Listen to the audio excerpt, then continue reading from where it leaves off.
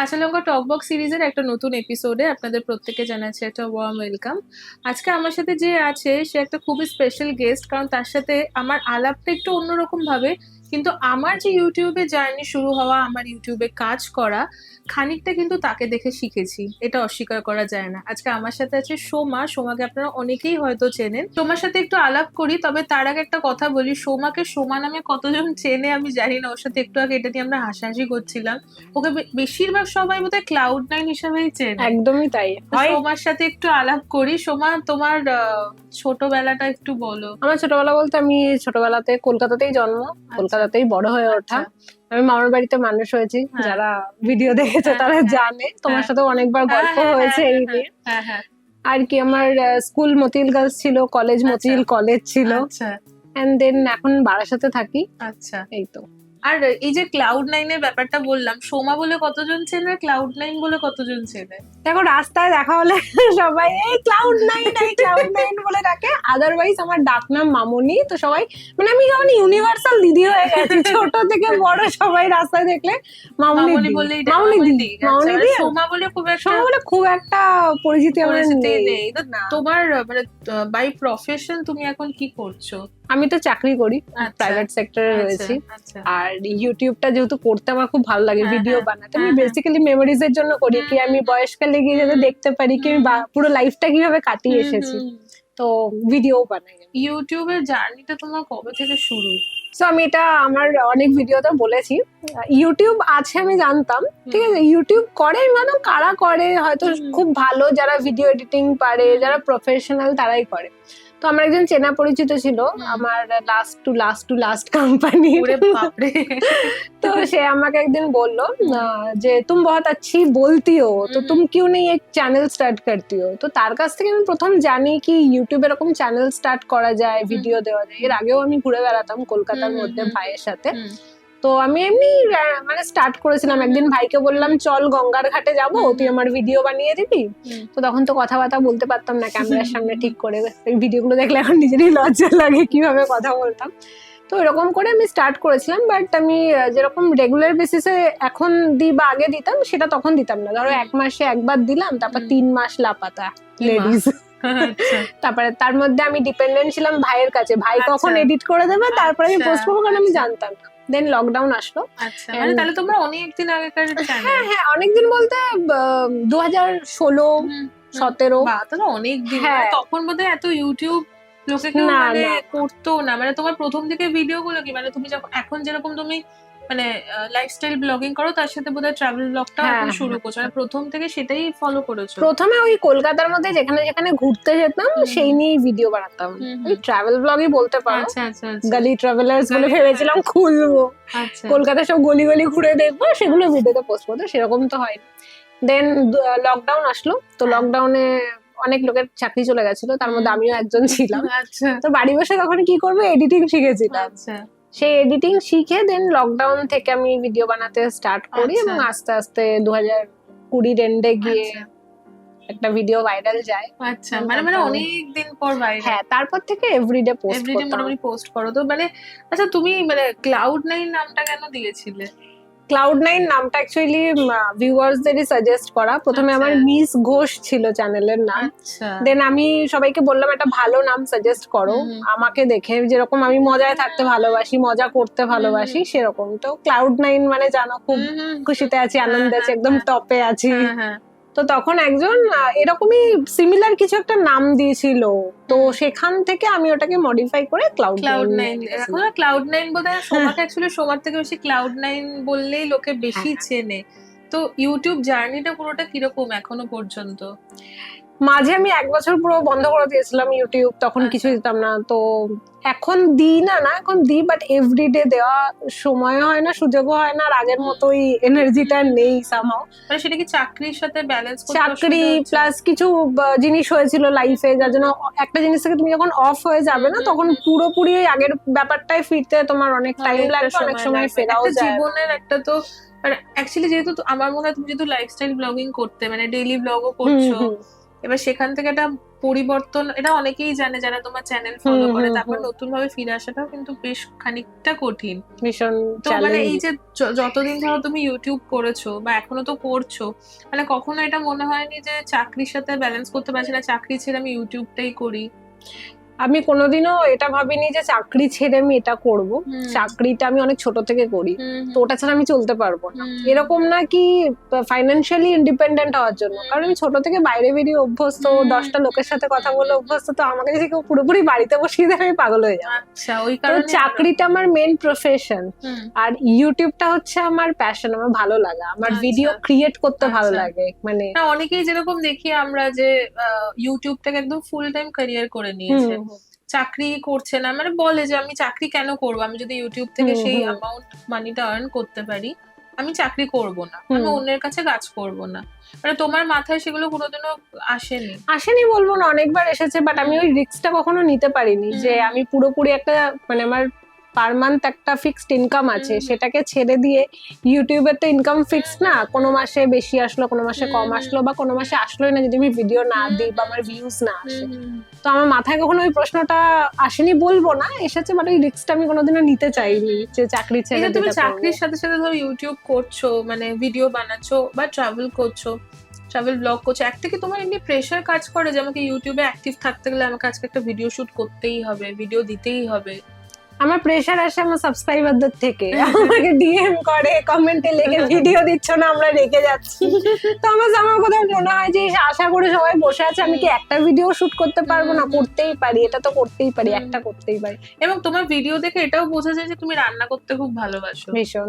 কারণ তোমার ভিডিওতে মোটামুটি যারা ওকে অনেক আগে থেকে ফলো করছে, ও প্রচুর ধরনের রান্না করে এবং নিজে হাতে গুছিয়ে রান্না করে। মানে রান্নাটাকে ছোটবেলা থেকেই করতে ভালো লাগে নাকি না একা থেকে থেকে রান্নার প্রতি একটা? আমি রান্নার কিছু জানতাম না, ইভেন যারা আমার ব্লগ শুরুতে দেখেছে আমি জানতো ছাতুর বদলে বেসন গুলে খাইয়ে দিতাম। না এইটা তুমি না, শোনো, এটা আমার অনেকবার হয়েছে যে আমিও তো ধরো রান্না করছি, আমার রান্নার চ্যানেল আছে, কিন্তু আমার ভুল হয় না, এরকম বহুবার হয়েছে যে আমি একদম বেসন গুলে খেয়ে নিয়েছি এবং তারপর ভীষণ ভাবে শরীর খারাপ, মানে শরীর খারাপ মানে কি, এটা সে আর বলতে চাই না কি হয়েছে ক্যামেরাতে আমি।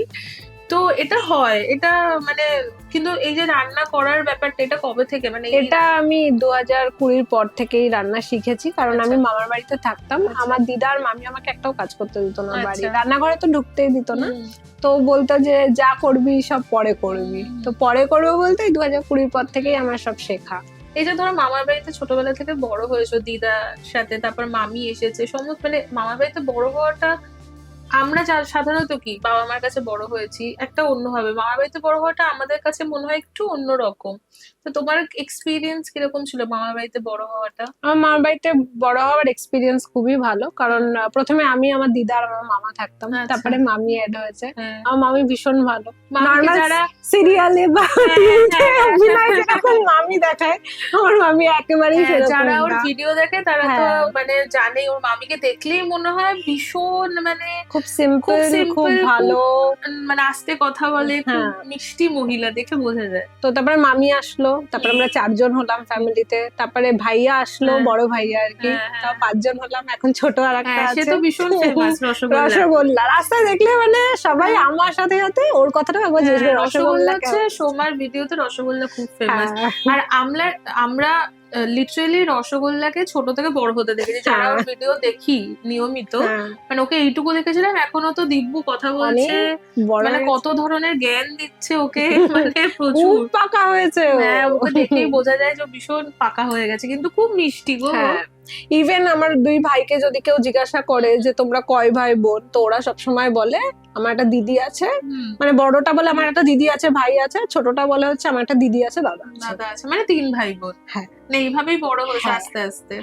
কখনো ওই ফিলটা হয়নি না মামার বাড়িতে? এইটা খুব ইম্পর্টেন্ট। আচ্ছা, তোমার এমনি ছোটবেলা বা কাজের গল্প তো করলাম, এবার সবাই এটা জানে যে সোমা প্রচুর ঘুরে বেড়ায়। সোমা কোন বয়স থেকে ঘুরে বেড়াচ্ছে? আমি ছোট থেকেই ঘুরি, মানে ছোট থেকে এরকম বললাম কলকাতার ভেতরে ঘুরে বেড়াতাম বলতে চিড়িয়াখানা, সায়েন্স সিটি, তখন আর কোথায় ঘুরবো, আর খুব জোরে হলে মানে খুব দূরে হলে এরকম হয়, ঠিক আছে, কোনো ব্যাপার না। পুরী, দীঘা, মানে বাঙালি হচ্ছে পুরী, দীঘা, দার্জিলিং, মন্দারমণি, এগুলো হচ্ছে বাঙালির একদম সেই পাশের বাড়ি যাওয়ার মতো। এবার যে তুমি যে এত ঘুরে টুরে বেড়াচ্ছ, মানে কমেন্ট সেকশনে তো অনেক ধরনের কমেন্ট আসে, এই যে এত বাইকে করে কোথায় ঘুরছো সোমা? সোমা এত বাইকে করে কোথায় ঘুরছে? বাইক একটা মজার কথা বলি, আমি যে লাস্ট ট্রিপ থেকে আসলাম, হ্যাঁ হ্যাঁ সিকিম গেছিলাম, নর্থ সিকিম, ইস্ট সিকিম। হ্যাঁ, তো আমার যে রিপোর্টিং বস উনি হায়দ্রাবাদে, আচ্ছা। আমাকে ফোন করেছেন হ্যাঁ। ফ্রাইডেতে, আমি সেখানে শিলিগুড়ি নামছে, আমাকে বলছে কনসি বাইক চালাती हो সোমা? আমি বললাম मैं नहीं चलाती सर, मैं तो पिलियन राइडर हूँ। बोला बाइक कौन चला रहा है? হ্যাঁ, बोला, এই मेरा প্রশ্নটা दोस्त। তো আমাদের সবাই মানে ইউটিউবে কমেন্ট সেকশনে অনেকেই জানে কে বাইকটা চালাচ্ছে, কিন্তু অনেকেই বুঝতে পারে না কে বাইক চালাচ্ছে। তো বাইকটা চালাচ্ছে কে? সোমা কি বাইক আমার চালাচ্ছে? বন্ধু চালায়, আমি পিলিয়ন রাইডার হিসেবে যাই। হ্যাঁ। মানে আমি তো ঘুরতে পছন্দ করতাম, হ্যাঁ। আর একজন রাইডিং পছন্দ করতো, তো আচ্ছা। কম্বাইন করে বেশ একটা হ্যাঁ। ভালো, মানে সবাই যে ইউটিউবে কমেন্ট করছে না, খুব ভালো লাগছে সোমা যে ঘুরছে। আমারও খুব ভালো লাগছে সোমা যে তো বাইকে করে ঘুরছে। আমারও খুব ভালো লাগছে যে আমি ঘুরছি। তো তুমি মোটামুটি কোথায় কোথায় ঘুরেছো? বাইকে না অল টুগেদার, মানে সবকিছু। আমার তো নর্থ বেঙ্গল মোটামুটি ঘোরা ম্যাক্সিমাম তুমি জায়গা। তো একটা সময় খুবই নর্থ বেঙ্গল হ্যাঁ। যেতেও। আমাকে সবাই বলতো দিদি বাস করো আব, হুম, আমার নর্থ বেঙ্গল এখন এখান থেকে বেরো তুমি। তো আমি একদিন কমেন্টটা পড়ে ভাবলাম সত্যি আমার তো আরো জায়গা দেখা রয়েছে, প্রতি বছরই নর্থ বেঙ্গল চলে যায়। দেন আমি স্পিতি গেছিলাম, দেন আমি কেমন লেগেছিল স্পিতি?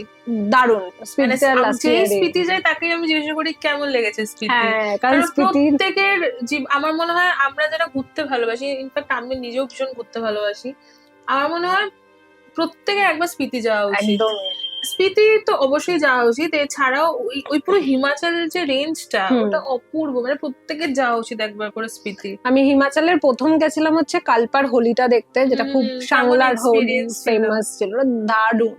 অনেকেই আমরা ওর ভিডিও দেখেছি, সেই হোলির ভিডিও। আমি এসে সবাই যেই আমাকে জিজ্ঞাসা করে আমি তাকে বলি একবার তো সাংলার হোলি দেখে আসতেই হবে, আর তারপরে ট্রিপে স্পিতি। অনেকে দুটো সার্কিট একবারে কমপ্লিট করে, বাট স্পিতি ওই টাইমে খুব ঠান্ডা, কিছু কয়েকটা জায়গা আমরা বন্ধ যখন থাকে। স্পিতি গেছিলাম, আমি স্পিতি গেছি আজ থেকে ধরে নাও 5-6 বছর আগে। 6 বছর না হলেও 5 বছর আগে তো হবেই। আমরা গেছিলাম এন্ড অফ অক্টোবর। প্রচন্ড ঠান্ডা, মানে তুমি ভাবতে পারবে না, বাট ওটাই যে কি ভালো লেগেছিল না, মানে মানে আমরা এই 4 দিন কাজাতে ছিলাম, ওই চোখের সামনে বরফটা নামতে দেখছি, মানে অপূর্ব একটা অভিজ্ঞতা ছিল। স্পিতি অ্যাকচুয়ালি প্রত্যেকটা সিজনে এক বিউটি। এক্স্যাক্টলি, আমার খুব ইচ্ছা ছিল সামার স্পিতি করার। আমার একবার উইন্টার স্পিতি করার ইচ্ছা আছে। কষ্ট, মানে প্রচন্ড প্রিপেয়ার হয়ে যেতে হবে। অ্যাকচুয়ালি ওখানকার ঠান্ডাটা ভয়ঙ্কর ঠান্ডা হয়, মানে দিনের বেলা একরকম হয়ে গেল, কিন্তু সূর্যটা ডোবার পর হাড় কাঁপানো ঠান্ডা বলে ঠান্ডা। আর একটা প্রবলেম যেটা হয়, যেটা হচ্ছে বাথরুমের একটা প্রবলেম, এখন সব ড্রাই বাথরুম হয়ে যায় সময়। এইগুলো একটু মাথায় রেখে গেলে মানে বাকি তো মানে যা চোখে মানুষ দেখে আসবে সেটা ক্যামেরাতে কোনোদিনও ক্যাপচার করা সম্ভব নয়। ওই যে চোখে যেটা দেখবে না। আর আমি যখন গেছিলাম স্পিতি তখন অত মানে না ভিডিও করতাম না, অত ফটোর প্রতি অত ছিল, আমি সারাদিন নিজেই হা করে দেখতে থাকতাম। এখন মনে হয় এখন যদি একবার যেতে পারতাম অনেক কিছু ফটো তুলে আনা যেত। ডেফিনেটলি যাবো। হ্যাঁ, খুব ইচ্ছে যে একটু আমার খুব ইচ্ছে সামার স্পিতিটা করার। একবার তুমি তো উইন্টারটা করে এসেছো, আমার উইন্টারে যেতে হবে। যাও, মানে খুব প্রিপেয়ার হয়ে যেও আর কি, বেশ অনেকগুলো মাইনাসের জ্যাকেট ট্যাকেট নিয়ে ডবল ট্রিপল লেয়ার করে, না হলে খুব কষ্ট পাবে। আর স্পিতির পর আর কোথায় কোথায় গেছো? গ্যাংটক সিকিমটা ঘোরা, গ্যাংটক মানে সিকিম 5 বার ঘোরা, আর 5 বার সেম জায়গায় গেছি, নর্থ সিকিম। আমি এবারে ফার্স্ট টাইম গিয়ে ইস্টটা ঘুরলাম, বাট এখনো অনেক জায়গা ঘোরা বাকি। দেন আমি বম্বে গেছি কাজের সূত্রে, শ্রীনগর গেছি কাজের সূত্রে, এগুলো সব কাজের সূত্রে গেছি, সেরকম ঘোরা টোরা হয়। এমনি ধরো তুমি এতদিন তো এমনি ঘুরতে, মানে ধরো ফ্লাইটে যাচ্ছো বা ট্রেনে যাচ্ছো ঘুরছো, বাট এখন যে বাইকে যাচ্ছো ডিফারেন্সটা কোথায় ফিল করো? ডিফারেন্স বলতে গাড়িতে যখন তুমি কোথাও ঘুরতে যাবে তখন মনে হবে যে তুমি কোনো একটা মুভি দেখছো, আর যখন বাইকে যাবে তুমি মনে হবে যে তুমি মেন ক্যারেক্টার মুভির। এটাই ডিফারেন্স। মানে এমনি ধরো আমরা যারা ধরো এখনো পর্যন্ত মানে ভিডিও দেখি না, তোমার ভিডিও দেখলেও মাঝে মাঝে মনে হয় যে কাশ একটু বাইক নিয়ে যদি যেতে পারতাম, একটা অন্যরকম বি প্রিপেয়ারড ফর হাঁটু ব্যথা না। আর কি কি এমনি তুমি তো ধরো এখন নতুন নতুন যাচ্ছ, তাও যদি কেউ ধরো তোমার ভিডিও দেখে বা নর্মালি কেউ প্ল্যান করে থাকে বাইকে করে, এমনি ধরো কাছে পিঠেই যদি কোথাও যায় 2 দিনের জন্য 5 দিনের জন্য, মানে বেসিক কি কি জিনিস মাথায় রাখতে হয় যদি বাইকে করে ঘুরতে যেতে হয়? বাইকে করে যাওয়ার জন্য ফার্স্ট যেটা সেফটি ফার্স্ট, তার জন্য রাইডিং যে গিয়ার গুলো পাওয়া যায় সেগুলো পরে নেওয়া ভালো।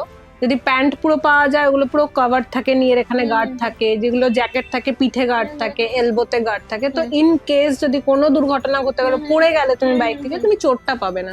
আচ্ছা। তো ফার্স্ট থিং ফার্স্ট হচ্ছে রাইডিং যে গিয়ার গুলো আছে সেগুলো পরে নেওয়া। যাদের জ্যাকেট বা অ্যাফোর্ড করা সম্ভব না তাদের জন্য নি গার্ড পাওয়া যায়, এলবো গার্ড পাওয়া যায়, সেগুলো পরে নিয়ে যাওয়া। কোনো ঠান্ডার জায়গায় যদি যাচ্ছ তো ভেতরে ফ্লিজ, থার্মাল এগুলো ক্যারি করা। আর আমি পাহাড়ে গেলে কালো হয়ে আসি, পুরো কালো হয়ে যায়, মানে সানবার্ন হয় লিটারালি। আমারও মানে ভয়ঙ্কর সানবার্ন। আমাকে যারা এখন এরকম দেখছে, যদি আমাকে কেউ লাস্ট ইয়ার আমি জান্সকার গেছিলাম, তারপর যদি আমাকে কেউ দেখতো, আমার চ্যানেলে কেউ দেখতো না, বলতো তো পুরো ক্যারেক্টার বদলে গেছে। আমি যখন ফিরে আসলাম অফিসে সবাই বলছি বাবা পুরো কালো হয়ে গেছে, মানে দেখে মনে হচ্ছে আমি পুরী থেকে ঘুরে এসেছি। তো আর এই যে বাইকে করে গেলে একটা মেয়েদের একটা বড় সমস্যা হচ্ছে, সেটা হচ্ছে প্যাকিং।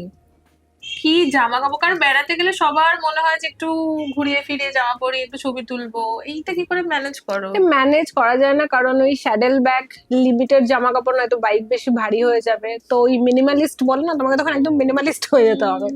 আমি গুনে গুনে 2 থেকে 3টে জিন্স আর 4-5টা টপ। বেসিক্যালি তোমাকে ঠান্ডা জায়গায় গেলে সোয়েটার নিতে হবে, তো সোয়েটার যে জায়গাটা নেয় তার জায়গায় তুমি কিছু নিতে পারবে না। ইন কেস যদি তুমি ঠান্ডার জায়গায় না যাচ্ছ, তাও তুমি টপ গুলো ঘুরিয়ে ফিরে করতে পারবে। এবার আমার যে প্রবলেমটা হয়, ধরো কোনো একটা জায়গায় বেরিয়ে তো সাইড সিন গুলো বাইকে ঘুরছি, আমি সেখানে তো জামা নিয়ে ঘুরতে পারবো না। এবার নামছি, নেমে আমার ওই জ্যাকেট আর খুলতে ইচ্ছা করে না, আমি জ্যাকেট পরেই ফটো তুলি। আর আমার এখন সামহাও ওই জ্যাকেট পরা ফটো গুলোই বেশ ভালো মানে যেহেতু তোমার এখন এটা খুব এনজয় করছো সেই জন্য। কারণ এই যে ধরো আমরা মানে আমি এটা দেখেছি, মানে আমি যেহেতু একটা মেয়ে তাই বলছি যে এই যে কোথাও বেড়াতে যাবো, সেটা 5 দিনের জন্য হোক আর 10 দিনের জন্য হোক, মানে মাথায় না চলতে থাকে যে এইখানে এই জামাটা পরলে ভালো হয়। এখন যেহেতু আমরা তো বাইকে যাচ্ছি না, আমরা তো নর্মাল করছি, আমাদের একটা লাগেজ নেওয়ার একটা ফ্রিডম আছে যে না আমি এই করে লাগেজটা নিতে পারবো। বাইকে গেলে তো সেই ফ্রিডমটা তো থাকে না। কিন্তু ওই মানে মেন ক্যারেক্টার সেই পুরো ট্রাভেলটা, যে এই যে ধরো বাইকে করে ঘুরছো বা নর্মাল ঘুরছো, তো মানে যেখানে যেখানে যাও লোকাল ফুড ট্রাই করো? হ্যাঁ একদম। এবারে আমরা থাকালি ট্রাই করেছিলাম, ওটা হচ্ছে নেপালি থালি। তো সবই অলমোস্ট আমাদের এরকম নর্মাল ভাত ডালের মতনই, কিন্তু ওরা একটু অন্যরকম ভাবে রান্না করে, একটু অন্য শাক দেবে তোমাকে, একটু অন্য টাইপের আচার দেবে তোমাকে। তো আমি লোকাল ফুড ট্রাই করতে ভালোবাসি, যেখানে যাই সেখানে গিয়ে আমি ওরকম এই কোথায় ভাত ডাল পাবো বা কোথায় আমার কমফর্ট ফুড পাবো আমি খুঁজি না, আমি খুঁজি ভালোবাসো ভীষণ মোমো পাগল লোক আমি। জানি তো, মোটামুটি ভিডিও দেখলে তো বোঝাই যায় যে মোমো খেতে খুব ভালোবাসে। আর পাহাড়ে গেলে একটু মোমো খাবো না, একটু ম্যাগি খাবো না? একদম। এই বাড়িতে কিন্তু খুব একটা ম্যাগি করে খাওয়া হয় না, কিন্তু পাহাড়ে গেলে মনে হয় একটু গরম গরম ঠাকুর পাপ দেবে তোমাকে বাড়ি গিয়ে মোমো ম্যাগি না খেলে। এমনি তুমি কি মানে কোথায় ঘুরতে বেশি ভালোবাসো, মানে পাহাড় না সমুদ্র না জঙ্গল? পাহাড় পাহাড় পাহাড় ভিতরে যদি জঙ্গল হয় একটু, জঙ্গলটাও খুব ভালো। জঙ্গল গেছো? ডুয়ার্স গেছি। ডুয়ার্স গেছো, মানে এটার বাইরে যাওয়া হয়? ডুয়ার্স বলতে ওই পুরুলিয়ার জঙ্গলটা জঙ্গল কিনা আমি জানি না, জঙ্গল বলা যায়। ডুয়ার্সে গেছি আমি, মনে হচ্ছে এরপরে অনেক জঙ্গল ঘুরবো। আচ্ছা, আমার লাইফে কিছু ট্রানজিশন আসছে, তো মনে হচ্ছে মোটামুটি ওকে ফলো করলে জানা যাবে। হ্যাঁ, তো এরপরে আমার মনে হচ্ছে জঙ্গলই হবে। হ্যাঁ জঙ্গল, কাজিরাঙ্গা ফরেস্ট। লোকজন কমেন্ট করতে থাকো কোথায় যেতে পারে সময়ের পর। ঘুরতে যাচ্ছ না কাজের জন্য যাচ্ছ? বলে দিলে তো মানে কাজের সূত্রে যাবো, বাট ঘোরাটাও হয়ে যাবে। আবার একটা ট্রাভেল ব্লগ দেখতে পাবো। একটা না অনেকগুলো অনেক আছে। তবে মোটামুটি এবার ট্রাভেল ব্লগেই চলে যাচ্ছ তুমি, তাই তো? না রেগুলার ব্লগটা ওটা বেশ, ওটা থাকবে, তার সাথে সাথে যেরকম চা ঘুরবো। আচ্ছা, ওর সাথে অনেকক্ষণ ঘোরা, ছোটবেলা অনেক কিছু নিয়ে গল্প করেছে। এবার মেয়েদের সাথে মেয়েরা গল্প করতে বসলে অনেক ধরনের আলোচনা হয়। একটা খুব মেইন আলোচনা হচ্ছে যে এই যে ছোট থেকে বড় হলে গার্লস স্কুল গার্লস কলেজ, না গার্লস কলেজ না, ও কোয়েট কলেজ ছিল। তোমার প্রেম ভালোবাসা ব্যাপারটা কিরকম? ইভেন 11-12 আমার কোয়েট ছিল। ও তার মানে তো মানে জীবনে অনেকবার বসন্ত এসেছে। হ্যাঁ, প্রপোজাল পেয়েছিলাম বসন্ত শুরু করার। তো এক্সপেরিয়েন্স গুলো কেমন ছিল? ভালো ছিল, মানে বন্ধু বলতে আমার যারা ক্লোজ সার্কেল আছে তারা অবভিয়াসলি না, ধরো স্কুলে পড়তাম 11-12 তো সেখানে অনেকের প্রপোজাল পাওয়া, তো তখন না করে দিতাম, ঠিক আছে, ভয় লাগতো বাড়ির লোক কি বলবে। বাড়ির লোক অ্যাকচুয়ালি কিছুই বলতো না হয়তো, কিন্তু ওই ছোটবেলায় আমরা ছোটবেলায় একটু ভয় পেতাম। হ্যাঁ, তারপরে তারা বলতো এই তোর থেকে ভালো মেয়ে পটিয়ে দেখাবো দেখবি। তারপরে দেখলাম অনেকের এখন বিয়েই হয়নি। ভালোই হয়েছে তাদের জন্য। তো অনেক এরকম বাড়ির সামনের একটা স্টোরি আমি শেয়ার করেছিলাম আমার ব্লগে। তারও বিয়ে থাওয়া হয়ে বাচ্চা কাচ্চা হয়ে গেছে। তো এমনি মানে প্রেমিকা হিসেবে সোমা কিরকম? প্রেমিকা হিসেবে সোমা যদি বলো, আমি মানুষকে খুব যত্নে রাখতে ভালোবাসি। মানে আমার কাছে যদি কেউ আসে, আমি আমার কোনো রকম সাপোর্ট চাই না, আমার ফাইন্যান্সিয়াল সাপোর্ট চাই না। তুমি আমাকে যত্নে রাখো, আমি তোমাকে যত্নে রাখবো, এরকম। ইভেন তুমি যদি আমাকে যত্নে নাও রাখো, তো আমি তোমাকে যত্নে রাখতে পারি। তুমি যদি আমার সাথে ভালো বিহেভ করো, আমার সাথে লয়াল থাকো, জেনুইন থাকো।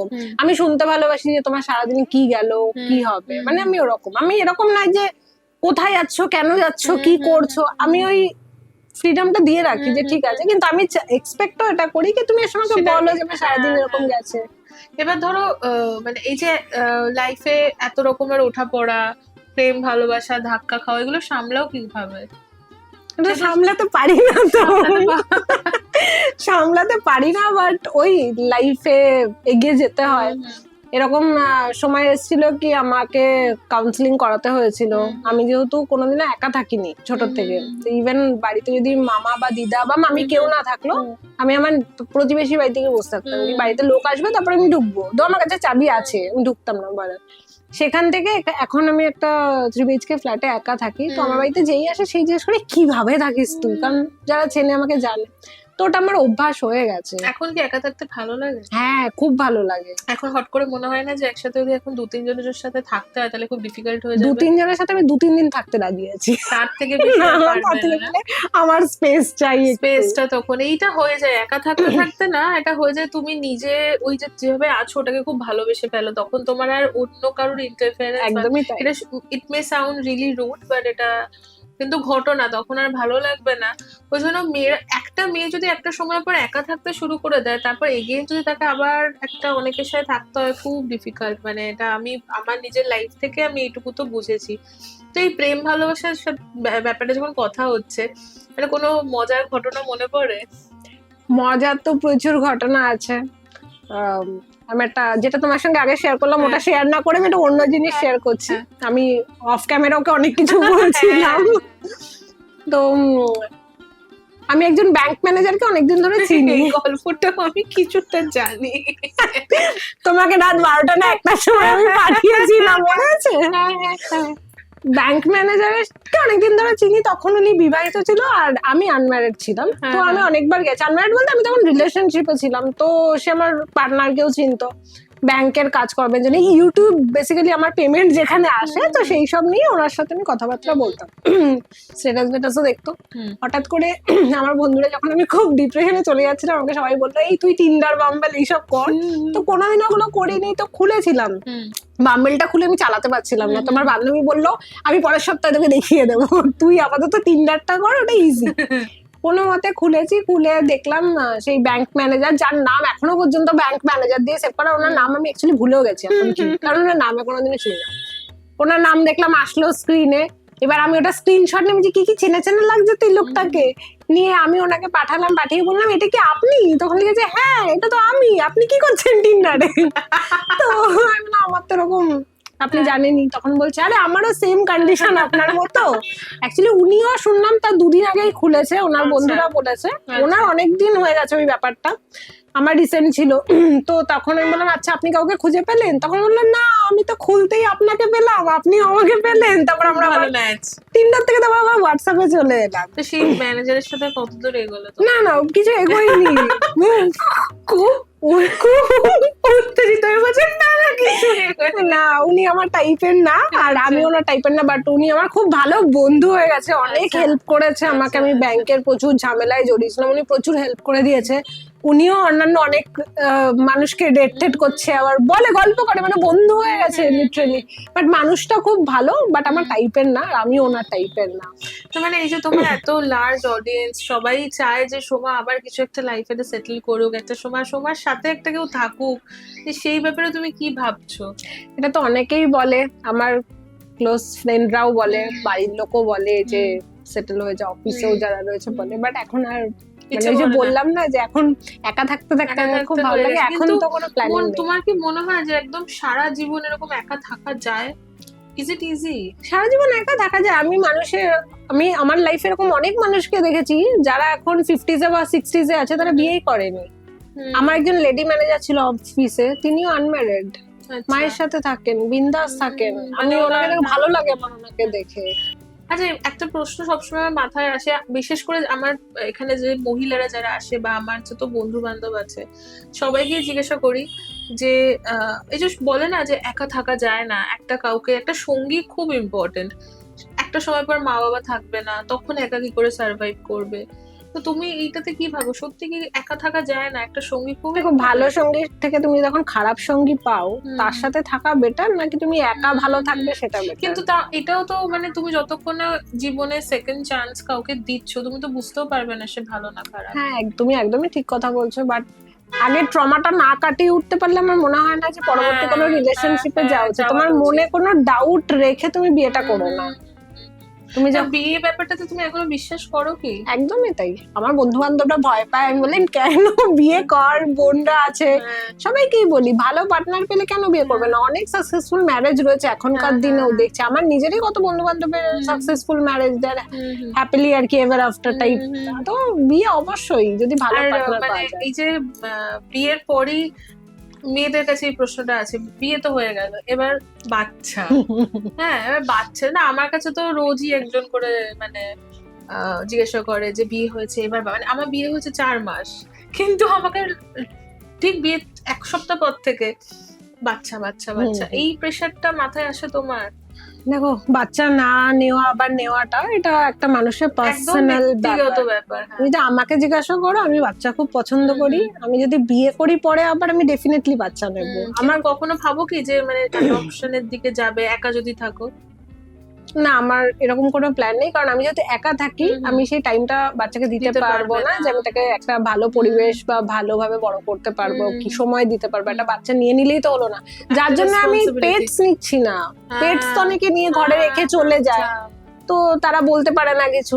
তো আমার যদি কাউকে অ্যাডাপ্ট করারই থাকে ইন ফিউচার, আমি পেটস নিয়ে নেবো যদি আমার বাড়িতে কেউ থাকে।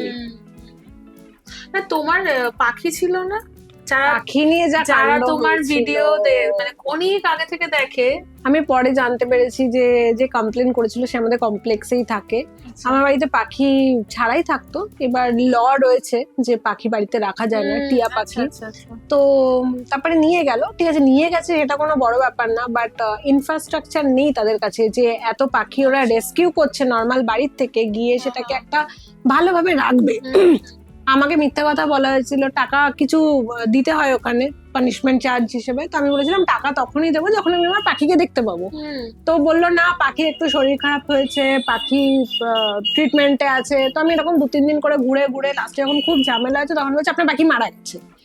তো আমি তখন বললাম যে আপনারা একজন যখন ডোমেস্টিক বাড়ি থেকে নিয়ে আসছে না, তো সে যত্নে মানুষ হয়। তোমার বাড়িতে পেট থাকলে তুমি নিশ্চিত অনেক যত্ন করে রাখবে। নিশ্চয়ই। তাকে যখন তুমি রেস্কিউ করে নিয়ে যাচ্ছ তাহলে তো সেই রকম যত্নের প্রয়োজন। তাকে খেতে দেওয়া হয়নি, তার একটা মানসিক প্রেসার পড়েছিল। সেই সময় একটা অস্ট্রিচেরও স্টোরি বেরিয়েছিল, মনে আছে একজন? তো ঠিক আছে, পাখি নিয়ে গেছে, ঠিক আছে, আমার মনে হয় সে প্রপার ইনফ্রাস্ট্রাকচারটা থাকা উচিত। কি রেস্কিউ করে এরকম নাকি তুমি মেরে ফেলছো পাখিটাকে? না, ইনফ্যাক্ট আমার যেহেতু ছোটবেলা থেকেই আমার বাড়িতে সবসময় পোষ্য ছিল, আমি যেটা দেখেছি মানে পোষ্যদের কিন্তু খুব অ্যাংজাইটি হয়। যেটা হচ্ছে ধরো একটা জায়গা থেকে তুমি নিয়ে যাচ্ছ, ওদের ভীষণ, এবং নতুন পরিবেশে ওদের খুব মানে পুরোটাকে বুঝে কোপ আপ করতে বহু সময় লাগে, ভীষণ অ্যাংজাইটি হয় ওদের অ্যাকচুয়ালি ওটাকে আই থিঙ্ক বলে সেপারেশন অ্যাংজাইটি, যেটা ওদের ভীষণ রকমের হয়। কারণ আমার যখন কুকুর মানে যে ছিল রোজি, ওকে যখন আনা হয়েছিল ওর তখন 2.5 মাস বয়স। মানে ওকে আনা হয়েছিল হচ্ছে মানে ও যাদের কাছে এসেছিল তারা বাইরে চলে যাচ্ছে, তারা একটা ভালো ফ্যামিলির কাছে দিয়ে যেতে চেয়েছিল, তো আমার বাবাকে নিয়ে এসেছিল। ওর 2 মাস লেগেছে এই জায়গাটা বুঝতে। ও ছটফট করছে, হাত পা কাঁপছে, খাচ্ছে না, বমি করছে। তখন ডাক্তার দেখানোর সময় ডাক্তার বললো পোষ্যতে ভীষণ সেপারেশন অ্যাংজাইটি হয়, সেই সময় সে কেয়ারটা না পেলে ওরা সার্ভাইভ করতে পারে। মানে যখন তুমি জানতে পেরেছিলে কে কমপ্লেন করেছিল, তার সাথে কথা বলার চেষ্টা করেছিলে? যে কমপ্লেন করেছিল সে পরে আবার কমেন্ট, আমি জানি না অ্যাকচুয়ালি কে করেছিল, জাস্ট ওই নামটাও ছিল না প্রপার, কিছু একটা ছিল। কারণ কমপ্লেনটা বুঝতে পেরেছিলাম, কারণ পাখি নিয়ে যাওয়ার সাথে সাথে সে আবার কমেন্ট করেছিল কি দেখলে কিরকম লাগলো, ঠিক আছে এরকম টাইপ। তো দেখে আমার তো খুবই রাগ হয়েছিল সেই টাইমে। বাট পরে উনি একটা অন্য ব্লগে কমেন্ট করেছিল কি আমি যে কাজটা করেছিলাম, পরে শুনেছিল যে পাখিটা মারা গেছে, তো বললো আমি যে কাজটা করেছিলাম তার জন্য আমি নিজে এত লজ্জিত, আমি তোমাকে দেখি কিন্তু আমি ওই সাহস নিয়ে আমি গিয়ে যে তোমার সাথে কথা বলবো। লোকজন একটা out of anger, out of হিংসা থেকে অনেক কিছু করে উনিও ফেলে। পশু প্রেমী, বা উনি মনে হয়েছিল যে লয়ের এগেনস্টে কাজ করছি, উনি হয়তো ভালো কাজ করছেন, কিন্তু ওনারও হয়তো জানা নেই যে আমাদের এখানকার ইনফ্রাস্ট্রাকচারটা ঠিক না, ঠিক না, রাইট। তো এটা ওনারও ভুল বলবো না আমি, কিন্তু এটা তো আমার মনে হয় তোমার সাথে মিউচুয়ালি একটু কথা বলে নিলে, আমার মনে হয় কমপ্লেন করার আগে আমার মনে হয় তোমার সাথে যদি একটু কথা বলে নিত যে এটা করা যায় না, তাহলে তুমি একটু ভেবেচিন্তে একটা ডিসিশন কিন্তু নিতে পারতে। আমার মনে হয় আমরা হুট করে একটা তো কাজ করে ফেলি, তারপরেরটা কিন্তু আমরা ভাবি না। পাখিটা মারা গেল সেটা অ্যাকচুয়ালি যেটা হলো, যেটা তোমার কাছে যত্নে ছিল, এটা তোমার ব্লগ যারা দেখে তারা তো মানে অনেক দিন থেকে, যেহেতু আমি তোমাকে ফলো করি বলে আমি জানি, আমি দেখেছিলাম ওই সময়গুলো ব্লগ গুলো আমি দেখেছিলাম। নাম টিউ পাখি ছিল। টিউ পাখি, হ্যাঁ দেখেছিলাম আমরা। তখন তোমরা খুব গালিব স্ট্রিটে যেতে। এখন যাও না? এখন আর যাওয়া হয় না। না আমার তো কোনোদিনই, ও গালিব স্ট্রিট থেকে আনা না, ও একটা অন্য জায়গা থেকে মেরে এনেছিল। আচ্ছা আচ্ছা। গালিব স্ট্রিট তো এখন ইলিগাল, ব্যান করে দিয়েছে, আচ্ছা পাখি টাইপের বিক্রি করতে পারবে না। মানে পাখি বোধহয় এখন আর সেভাবে বিক্রি হয় না। পাখি হয় যেগুলোর উপর কোনো রেস্ট্রিকশন নেই। আচ্ছা আচ্ছা আচ্ছা। খুব সিরিয়াস গল্প করছিলাম, এবার একটুখানি অন্যদিকে গল্প করা আমাদের উচিত। সেটা হচ্ছে যে এই যে তুমি তো আমাদের এখানে এসেছো, আমাদের এটা মেইনলি এটা কুকিং চ্যানেল, ঠিক আছে? আমরা সবসময় রান্না নিয়েই কথা বলি। তো তুমি নিজে কতটা খেতে ভালোবাসো? আমি খেতে ভালোবাসি, মানে পরিমাণটা অল্প। দেখে কি বোঝা যায়? না না, আমি অনেক ওয়েট গেইন করে নিয়েছি, তুমি যদি আমাকে আগে দেখতে। হ্যাঁ, তার থেকে এখন অনেক ওয়েট গেইন করে নিয়েছি। খেতে খুব ভালোবাসো তুমি? আমি শাকসবজি খেতে খুব ভালোবাসি। আমি মানে গ্রিন ভেজিটেবলস দেখলে আমাকে টানে বাজারে, ঠিক আছে, আমাকে নিয়ে যাও বাড়ি গিয়ে। আর এমনি কলকাতায় মোটামুটি যারা তোমাকে ফলো করে তারা তো জানে যে তুমি মোটামুটি সব জায়গাতে ঘুরে ঘুরে বেশ খাবার দাবার খাও। তো ভালো লাগে কলকাতায় মানে ঘুরে ঘুরে এক্সপ্লোর করতে, নতুন নতুন জায়গা, নতুন ক্যাফে? মানে ক্যাফে বেশি ভালো লাগে না রেস্টুরেন্ট বেশি ভালো লাগে? ক্যাফেস বলো না, ক্যাফে কি ভালো লাগে? মানে কফি টফি গুলো, ক্যাফের অ্যাম্বিয়েন্স ভালো লাগে, অ্যাম্বিয়েন্সটা ভালো লাগে, ফটো তুলতে ভালো লাগে, তাই না? হ্যাঁ, এইটা সবাই মোটামুটি ক্যাফে যায় কিন্তু ফটো তুলতে। আর এই যে রান্না বান্না করো বাড়িতে, মানে এক্সপেরিমেন্টাল রান্না করতে ভালো লাগে? মানে ধরো গতানুগতিক আমি একটা পনিরের তরকারি করছি, আমার ইচ্ছা করছে আমি অন্য কিছু একটা রান্না করি, এক্সপেরিমেন্টাল রান্না আমি করি। এক্সপেরিমেন্ট করতে করতেই ভালো জিনিস বেরিয়ে আসে, রাইট? আবার তোমার কি মনে হয় তুমি কোন রান্নাটা এমনি নিজে সব থেকে ভালো, তুমি নিজে কোন রান্নাটা করে খুব খুশি হও যে আমি এই রান্নাটা খুব ভালো করি বা এটা করে খুব আনন্দ পাই? আমার হান্ডি ক্র্যাব সবাই খুব পছন্দ করে। হ্যাঁ, যারা ভিডিও দেখে তারা তো জানে ওটা হাঁড়ি আছে, ওখানে কাঁকড়া পেলেই নিয়ে আসে বাজার থেকে সন্ধ্যাবেলা, রান্না করে। ওটা সবার খুব পছন্দের। আর একটা আছে, সেটা হচ্ছে মালাই চিকেন, আমি একটা বানাই। সেটা আজ পর্যন্ত যে যে খেয়েছে শেষে আবার বলেছে সেকেন্ড টাইম বাড়ি আসলে প্লিজ ওটা বানাও। আমাদেরও একদিন খেতে হবে। একদম একদম একদিন ওর বাড়িতে গিয়ে খেতে হবে মালাই চিকেন। আর তুমি এমনি দেখো, যারা খেতে ভালোবাসে তারা খেতে ডেফিনেটলি ভালোবাসে, কিন্তু এরকমও তো থাকে যে এটা খেতে ভালো লাগে না। তো কিছু তো এরকম জিনিস আছে যেগুলো খেতে ভালোবাসো না। আমি পাকা পেঁপে খেতে ভালোবাসি না, আমি কাঁচা পেঁপে খেয়ে নেব। পাকা পেঁপে কোনো ভি ডিশের মধ্যে থাকলো আমি সেটা খাই না। আচ্ছা, খাওয়া দাওয়া তো হলো। এবার ধরো তোমাকে দেখে অনেকেই মানে তোমার ভিডিও ধরো যারা দেখছে, ছোট বড়, অনেকেই তো ইন্সপায়ার হয়, ভাবে আমিও একটু মানে ইউটিউবে একটা চ্যানেল করি আমি সময় মতো। সবাই অনেকেই যারা তোমাকে ফলো করো, তুমি তাদের জন্য কিছু বলতে চাও যে কি করা উচিত অ্যাকচুয়ালি ইউটিউবে কাজ করার জন্য? ইউটিউবে কাজ করার জন্য মানে মানে কি ধরনের চ্যানেল খোলা উচিত? কি ধরনের না, মানে ধরো আমরা তো ভাবি যে একটা ইউটিউব মানে ওটা সবাই ভাবে প্রচুর টাকা পয়সা, একটা বিশাল ব্যাপার, চাকরি বাকরি করার দরকার নেই, ঝা চকচকে ব্যাপারটা তো অতটা ইজি নয়। তো যারা ধরো করতে চাইছে তাদের জন্য তোমার যদি কোনো মানে কথা থাকে যে না তুমি কিভাবে শুরু করতে পারো, বা তোমার মধ্যে কি কি থাকলে তবে তুমি একটা ইউটিউবার হতে পারবে?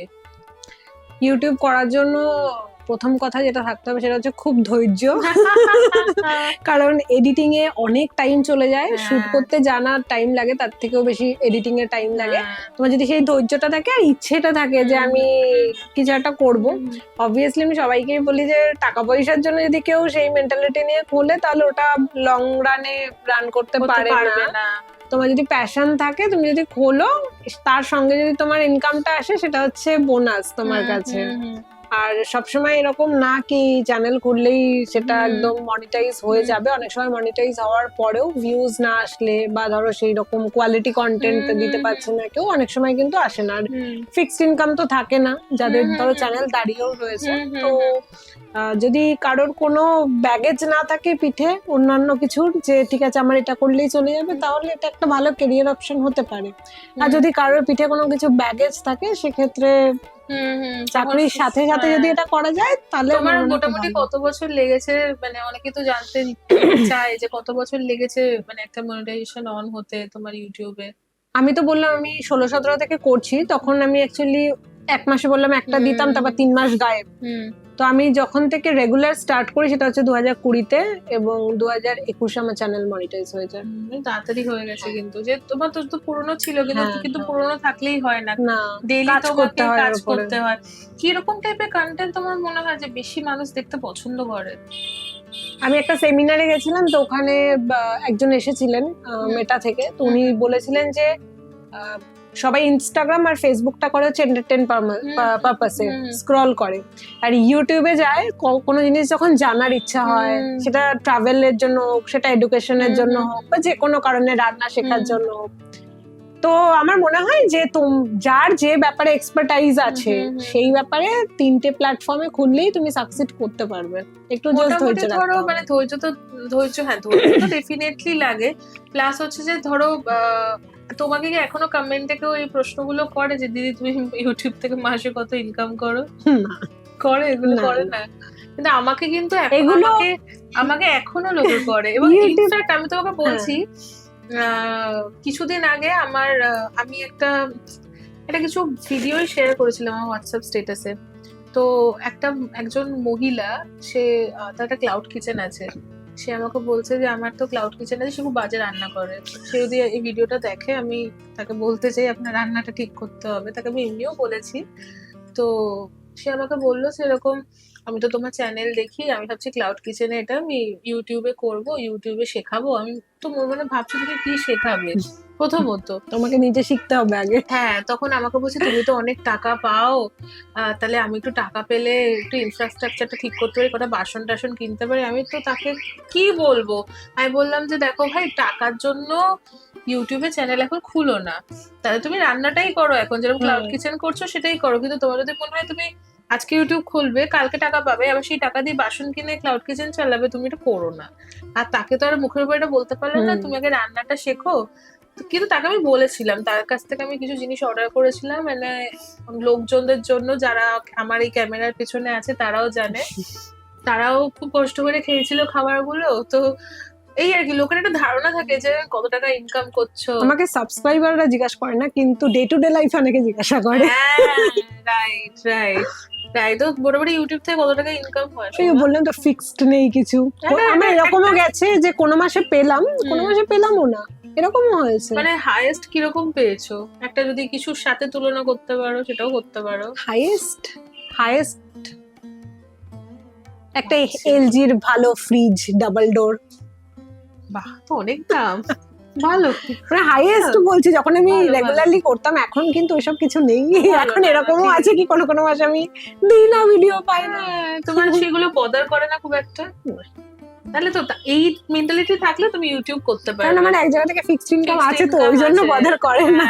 যদি আমার এটাই একমাত্র থাকতো তখন তো ডেফিনেটলি। আচ্ছা, আরেকটা জিনিস বলো, টাকা পয়সার দিকটা তো ঠিক আছে, কিন্তু তুমি ধরো একটা কষ্ট করে ভিডিও বানিয়েছো, সেটা ট্রাভেল ভিডিও হোক, সেটা ডেইলি ব্লগিং এর কিছু হোক, বেশ একটা টাইম টেকিং ব্যাপার, খুব একটা ভালো ভিউ আসলো না, বা খুব একটা ভালো মানে সেই ভিডিওটা চললো না, তো সেটা বদার করে না?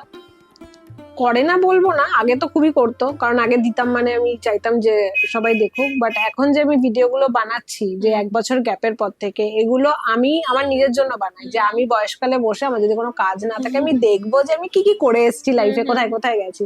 তো সেই মেন্টালিটি থেকে যখন আমি ভিডিও বানাই, ভিউজ নাও আসে, আমার কোনো কিছু বদার করে না। কিন্তু ধরো তোমার মানে আমরা প্রত্যেকেই যারা ধরো খুব সিরিয়াসলি ইউটিউবে কাজ করতে চায় বা সোশ্যাল মিডিয়াতে কাজ করছে, কন্টেন্ট বানাচ্ছে, একটা তো সবারই একটা মানে স্বপ্ন থাকে যে আমি এই জায়গা অব্দি জিনিসটাকে নিয়ে যেতে চাই, তো তোমার কখনো সেগুলো মানে মাথায় আসেনি যে আমার একটা ইউটিউব নিয়ে স্বপ্ন আছে যে আমি ইচ্ছা তো থাকে, দেখো যা আমার হ্যাঁ। ইচ্ছা করে যে সাবস্ক্রাইবার আরো বাড়ুক, হ্যাঁ, কারণ লোক দেখুক এ হ্যাঁ, করুক।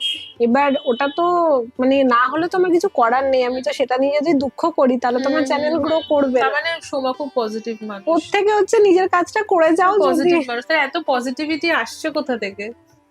ঘুরতে ঘুরতে, হ্যাঁ বাইকে চড়ে ঘুরে বেড়াই, হ্যাঁ ওই যে যেটুকু নিয়ে আসছি সেটুকু দিয়ে নেক্সট ট্রিপ পর্যন্ত চলে যায়। চলে যায়, হ্যাঁ। তো but তুমি কিন্তু এখন খুবই ঘুরছো, হ্যাঁ আমারও মনে হচ্ছে। লোকজন কথা শোনাচ্ছে না? লোকজন আমাকে বলছে তুই এত ঘুরিস কি করে। আমি জানুয়ারিতে আমি ঝাড়গ্রামের ওদিকে একটা জায়গাতে গেছিলাম অফিস কালিকদের সাথে, সেটা আমি কোনো ভিডিও দিই। তারপরে আমি উজ্জয়ন গেলাম জানুয়ারিতেই, জানুয়ারি না ওটা ফেব্রুয়ারিতে, না জানুয়ারিতে গেছিলাম, ফেব্রুয়ারিতে আমি চেন্নাই গেলাম, মার্চে আমি মন্দারমণি গেলাম, এপ্রিলে আমি সিকিম ঘুরে এলাম, আমি মেতেও যাচ্ছি, তবে সেটা অবভিয়াসলি কাজের জন্য। হ্যাঁ, বাট মানে প্রত্যেক মাসেই ঘুরছো তার মানে? এই বছরটা এরকম হচ্ছে আচ্ছা, না এই যে এত হয় না। আবার সেই ঘোরার ব্যাপারটাতে আমরা ঘুরে ফিরে চলে আসলাম, মনে হচ্ছে সোমা খুব ভালো একটা ট্রাভেল ব্লগারই হবে এবার। ঘোরা নিয়ে খুব ভয়ঙ্কর কোনো অভিজ্ঞতা আছে? হ্যাঁ, আমি ডিসেম্বরে গেছিলাম হচ্ছে অন্ধ্রপ্রদেশ ভাইজ্যাকের ওদিকে। ওখানে গিয়ে একটা লেক আছে, ওখানে আমি নাম ভুলে যাচ্ছি এই মুহূর্তে, ওই লেকটা গেছি, ওটা অ্যাবান্ডেন্ট জায়গা। আচ্ছা, তো ওখানে জিনিসপত্র নিয়ে এসে কোমরের পেছনে এখানে কেন এসছো, টাকা দিতে হবে, বেরোতে দিচ্ছে না, মেশিন নিয়ে হাতে পায়ে ধরছি, আমি বাংলাতে বলছি, আমার সাথে যারা বলছে কি ওড়িয়া, উনি ওড়িয়া ছাড়া কিচ্ছু বোঝে না, আমি বাংলাতে বলছি আমার শরীর খারাপ লাগছে। একজন না দুজন ছিল, আমাদেরকে বলছে যে, আমরা বলছি ঠিক আছে আমরা জানতাম না, আমরা চলে এসেছি, পুলিশ স্টেশনে চলুন, আমরা হ্যাঁ চলুন। বলছে পুলিশ স্টেশন ওই ঝাড়ির পেছনে পুলিশ স্টেশন আবার কি, আর ওটা পুরো সিন্ডিকেট এরিয়া। পরে ছেড়ে দিয়েছিল, ওদের কিছু টাকা দিয়ে এসেছিলাম, বেসিক্যালি ওরা টাকা নেওয়ার জন্য করছিল। তো যখন বেরিয়েছি ওখান থেকে আমি গুগলে সার্চ করলাম, তো দেখলাম ওটা একটা প্রহিবিটেড জায়গা, ওটা গভর্নমেন্ট থেকে ব্যান করা, ওখানে অ্যাকচুয়ালি মার্ডার করা হয়, লোকজনদের বডি ফেলে দিয়ে আসা হয়, জিনিসটা খুব সুন্দর, মাইনিং এরিয়া ওটা অ্যাকচুয়ালি। বাট অতটাও না যতটা আমরা ফেস করেছি, কারণ আমরা অ্যাকচুয়ালি দুপুরের টাইমে গেছিলাম, কেউ ছিল না বলে আমাদের ধরেছিল। আমি দেখলাম পরের দিনই সকালে একজন ভিডিও আপলোড করেছে, তার নাকি আগের দিনই গেছিল সকালবেলা। তো টুরিস্ট যদি 2-3 জন থাকে তাহলে ওরা কিছু বলে না, কিন্তু আমাদেরকে দেখেছে, আমরা কলকাতা থেকে গেছি বাইকে, 3 জন ছেলে ছিল আর আমি একা মেয়ে ছিলাম, ধরেছে। ওটা একদম সাংঘাতিক। ওখানে মনে হচ্ছিল আমি আজকে মরে যাবো, আমি এই ছেলেগুলোকে তো ছেড়ে দেবে, আমি তো মেয়ে, আমার যে মাথায় তখন কত কিছু চলছে, আমি বলছি জলটা কত ডিপ, আমি তো সাঁতারও জানি না, আচ্ছা মেরে যদি ফেলে দেয় তাহলে তো আমার কোনো বাঁচার প্রশ্নই নেই। আর এটা তো না ভয়ঙ্কর অভিজ্ঞতা হলো, খুব হাস্যকর কিছু ঘটেছে, যেটা তো আমাদের তো রোজই হয় বেড়াতে গেলে, এই পড়ে যাচ্ছে, কত প্রচুরই ঘটে ওগুলো, মানে এত ঘটে কি মাঝে মাঝে মনে থাকে না যে কোনটা ছেড়ে কোনটা। তুমি এমনি ধরো আরেকটা জিনিস যেটা আমার এখন কথা বলতে বলতে মনে হলো, আমি যখনই যেখানে বেড়াতে যাই আমার সাথে কিছু একটা মানে ভৌতিক ব্যাপার হয়, আমি যেখানেই যাই, এটা আমার সাথে যারা যারা যায় তারাও জানে। তো তোমার এরকম কোনো অভিজ্ঞতা হয়েছে? আমার এই রিসেন্ট ট্রিপে হয়েছে, সেটা হচ্ছে আমরা যেখানে ছিলাম শিলিগুড়িতে গিয়ে, তো ওখানে শুয়ে রয়েছি, হঠাৎ করে রাত্রিবেলা দেখছি নাক ডাকছে, খুব জোরে না, তো আমি জানি যে পাশে শুয়েছে সে নাক ডাকছে, আমি দেখলাম নাক ডাকা শব্দটা আমি এপাশে থেকে শুনছি, খানিক করে বললাম আমি তো খাটের ধারে শুয়েছি, তাহলে এপাশ থেকে কে নাক ডাকছে। আমি তাকিয়েছি, নাক ডাকার সাউন্ড নেই, আমি চোখ বন্ধ করে আবার শুয়ে পড়েছি, আমি এপাশ থেকে ডাকছে, ভুল হচ্ছে এপাশে। আমি যেই চোখ বন্ধ করেছি আবার আমি নাক ডাকার শব্দ আমার ডান পাশ থেকে শুনছি, তখন না আমি উঠে লাইট মাইট জ্বালিয়ে, এবার যে কি হয়েছে, আমার মনে হচ্ছে কিছু একটা হচ্ছে, কি একটা বাজে ভাবে নাক ডাকছে, তো না তাকে আমি বলিনি, তাকে বলছি কিছু না, আমি লাইট জ্বালিয়ে সব, আমার ভয় লাগছে। তো বলছে বল না কি হয়েছে, আমার অ্যাকচুয়ালি কিছু ফিল হচ্ছে এখানে, এইবার যেই বলেছে আমার ফিল হচ্ছে, আমি ব্যাস আর ঘুমাবে না, আমি ঘুমাইনি ওই দিন রাত্রিরে, আমি জেগে বসেছিলাম। মানে আমি যেখানেই বেড়াতে যাই কোনো একটা রাত হবেই যে রাতে আমার মনে হবে আমার সাথে আরো একজন কেউ আছে, মানে আমি আমার বর, আমার সাথে দুজনের মাঝখানে আর কেউ ডেফিনেটলি আছে, এটা আমাদের দুজনের সাথে হয়, আমি জানি না কেন। এটা আমার রেয়ারেস্ট কেস ছিল, আমার সাথে এরকম জেনারেলি হয় না, বাট এই ট্রিপে ফার্স্ট ডেতে হয়েছিল। পাহাড়ে দেখবে একটু হয়, মানে আমার তো হয়, আমি তো মেনলি পাহাড়েই বেড়াতে যাই, আমার হয় পাহাড়ে গেলেই, আমি ওই জন্য যারাই খুব করে প্রত্যেককে জিজ্ঞেস করে যে কোনো এরকম এক্সপিরিয়েন্স আছে খুব ভয়ের এক্সপিরিয়েন্স? তারপর কি মানে সেটা ভোর হতে হতে কেটে গেল? নাক ডাকা শব্দটা যখন আমরা জেগে গেলাম তখন আর শোনা যাচ্ছে না, কিন্তু যখনই শুচ্ছি তখনই শুনতে পাচ্ছিলাম, দুজনেই শুনতে পাচ্ছিলাম।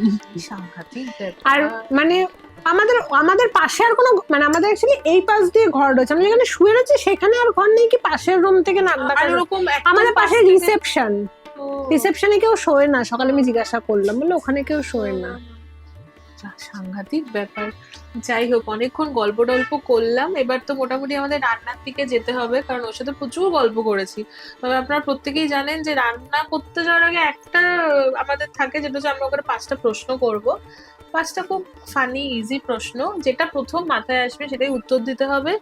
কোনো মানে ভাবনা চিন্তার জন্য টাইম কিন্তু দেওয়া যাবে না, ঠিক আছে? তাহলে কোয়েশ্চেন অ্যান্সারটা করি, তারপর আমরা জানবো যে ও আজকে কি রান্না করবে। আচ্ছা, 5টা প্রশ্ন করব, যেরকমটা বললাম। প্রথম প্রশ্ন হচ্ছে যে তোমরা তো কন্টেন্ট ক্রিয়েটার, প্রচুর কোলাবোরেশন কাজ করো, সব থেকে জঘন্য কোলাব কাজ কোনটা করেছো?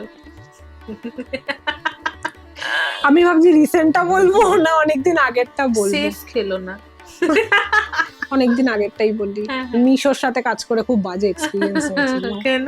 মানে পেমেন্টের ব্যাপার থাকে জানো, এবার সব ব্র্যান্ডের সাথে এরকম হয় কি তোমাকে পেছনে পড়ে থাকতে হয় পেমেন্টের জন্য।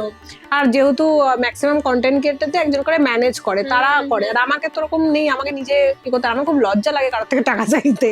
হ্যাঁ, তো- মানে এবার টাকা চাওয়া যায় নাকি? ওনাদের হাইস্ট ছিল আমাকে বোধহয় 5 মাস না 6 মাস বাদে পেমেন্ট করেছিল। সাংঘাতিক ব্যাপারে, কিন্তু মিশোর সাথে কাজ করা যাবে না গাইস। মিশো এখন কাজ করে না কারোর সাথে।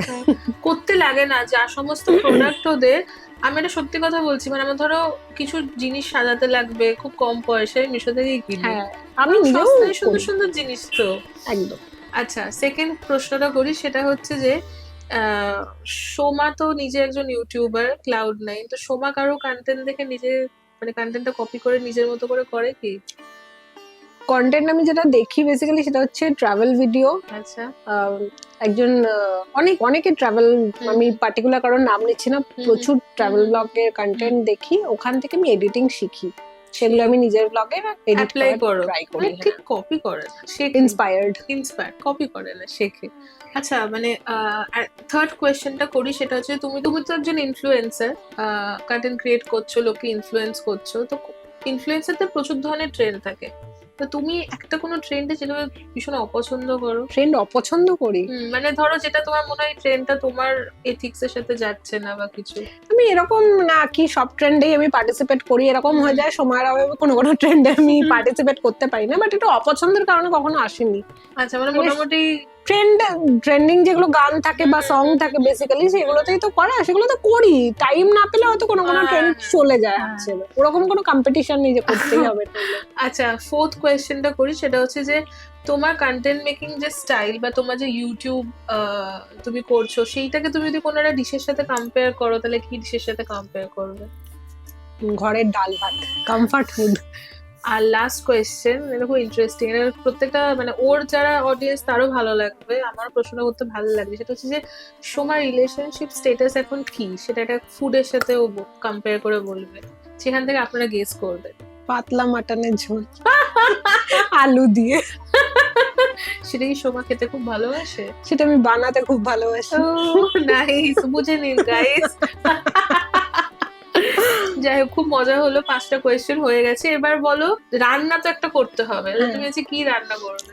আমি একটা সিম্পল রান্না দেখাবো, যেটা অ্যাকচুয়ালি তোমার যদি কোনোদিনও কিচ্ছু না ইচ্ছা করে করতে, প্লাস এরকম ক্রাইসিস এর বাজারে যেখানে গ্যাস নেই সেখানে তুমি এই রান্নাটা করতে পারো। এটা হচ্ছে থেচা পনির। এগুলোর অনেক টাইপের রেসিপি আছে, আমি আমার স্টাইলটা তোমাকে দেখাবো। আচ্ছা, তাহলে চলি কাঁচা লঙ্কা রান্নাঘরে যাই, একদম গিয়ে দেখি যে কি কি লাগছে থেচা পনির বানানোর জন্য, যেটা আর কি Cloud9 স্টাইলে হবে, তাই তো? আচ্ছা, থেচা পনির বানাবে তুমি, তাই তো? কি কি লাগছে, উপকরণগুলো একটু বলে দাও। থেচা পনিরের জন্য প্রথমেই লাগবে হচ্ছে পনির, এখানে ধনেপাতা যদি মোটা স্টেম পাওয়া যায় সেটাও ঠিক আছে, আচ্ছা, লবণ আছে, বাদাম রয়েছে, রসুন, কাঁচা লঙ্কা, কাঁচা লঙ্কা, তার সাথে লেবু, তেল, বাকি মশলা কিচ্ছু এটা লাগবে? ভীষণ হেলদি একটা রেসিপি। ওকে দেখেই বোঝা যাচ্ছে যে ও হেলদি রেসিপি শেয়ার করবে। আচ্ছা, তাহলে আমাদের ফার্স্ট স্টেপটা কি বলো? ফার্স্ট স্টেপ হচ্ছে এগুলোকে আমরা ড্রাই টোস্ট করব। তো প্রথমে আমরা দেবো হচ্ছে ধনেপাতা, আচ্ছা, নেক্সট আমরা দেবো হচ্ছে বাদাম, এরপর দেবো হচ্ছে রসুনের কোয়াগুলো, তারপর দেবো হচ্ছে 4টে কাঁচা আচ্ছা, লঙ্কা। লঙ্কা। এরপর এর মধ্যে আমি একটু লবণ ছড়িয়ে দেবো। আচ্ছা, মানে নুনটাও এটা এগুলোর সাথে হ্যাঁ, ড্রাই হ্যাঁ, রোস্ট হবে? আচ্ছা, কি এত সুন্দর সাজিয়েছো, বাড়িতে এভাবে রান্না করো? হ্যাঁ আমি একটু সাজিয়ে গুছিয়ে সাজিয়ে রান্না গুছিয়ে করতে পছন্দ কিন্তু করি। এটা আমি প্রথম দেখলাম যে নুনটাও ড্রাই রোস্ট হচ্ছে। হ্যাঁ হ্যাঁ আমি পুরোটাকেই ড্রাই রোস্ট আচ্ছা, করি, কারণ আচ্ছা। এরপর আর গ্যাসের কোনো কাজ নেই আচ্ছা, আমাদের। আচ্ছা, আচ্ছা, তো এই সবগুলোকেই জাস্ট একটুখানি রোস্ট করে নিতে হবে। আচ্ছা।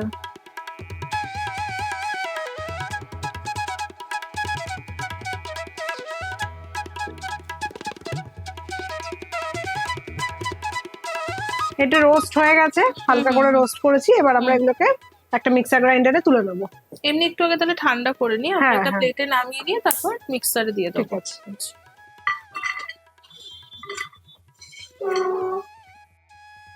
ওকে, আমরা এবার এগুলোকে এটা ঠান্ডা হয়ে গেছে তাই তো? হ্যাঁ হ্যাঁ মিক্সিতে নিয়ে নিচ্ছি। এটা কি জল দিয়ে বাটতে হবে না এমনি? অল্প একটু জল দেবো, আচ্ছা, আচ্ছা। কারণ আমি একটু সামান্য একটু যাতে মানে গ্রেভি টাইপ হয় সেটা আমি হুম, হুম, পছন্দ করি। বললাম না এটা অনেক টাইপ করে করা যায়, হুম, হুম, হুম। তো আমি যেভাবে খাই সেভাবে আমি দেখাচ্ছি। এর মধ্যে একটু লেবুও দেবো আমরা কিন্তু এরপর। আচ্ছা, মানে এটা বাটার সময় আমি লেবুটা দেবো তো? হ্যাঁ হ্যাঁ হ্যাঁ, আচ্ছা, টেস্টের জন্য সামান্য পরিমাণ লেবু আমরা এখানে দিয়ে দেবো। সামান্য পরিমাণ জল অ্যাড করবো এটার মধ্যে। ব্যাস দেখো। ব্যাস। হ্যাঁ, এমনি এবার বেটে নেবো? হ্যাঁ এবার এটাকে আচ্ছা, বেটে নেবো ভালো আচ্ছা, করে। ঠিক আছে।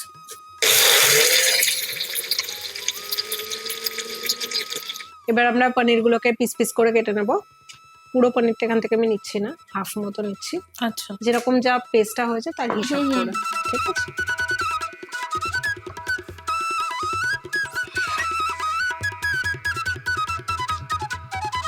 বেশ সুন্দর ভাবে কাটছে পনিরটা,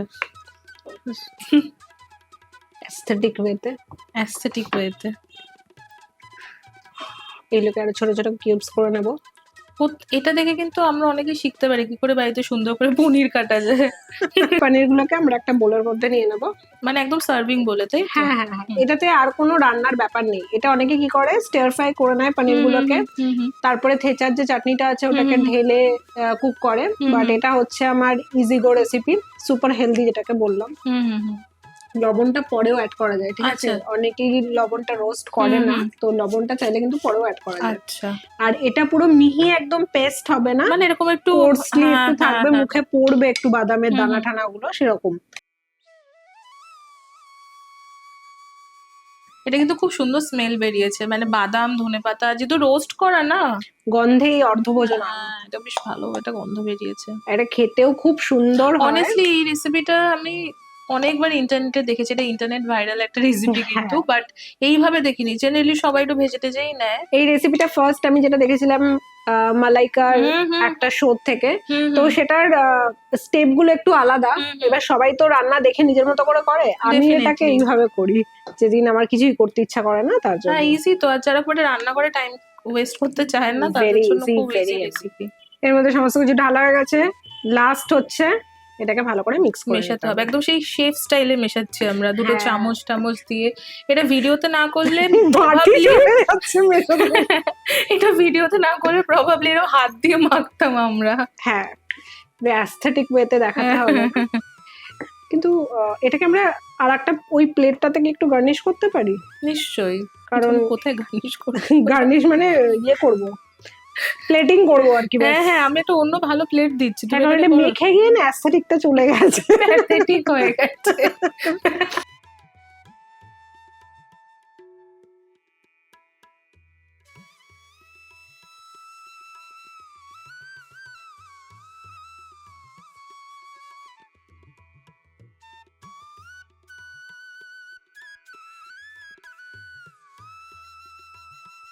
থেচা পানির রান্না হয়ে গেছে, ভীষণ সুন্দর দেখতে হয়েছে। আই থিঙ্ক খেতে খুব ভালো হবে। আমি একটু টেস্ট তো করবোই, তবে তার আগে জিজ্ঞাসা করবো যে আজকে কাঁচা লঙ্কাতে এসে তোমার কেমন লাগলো বলো। আমার খুব ভালো লাগলো, অনেক দিন প্রচুর ধরে। আড্ডা মেরেছি, প্রচুর বাজে হেসেছি, সেগুলো তো আর ভিডিওতে দিতে পারবো না।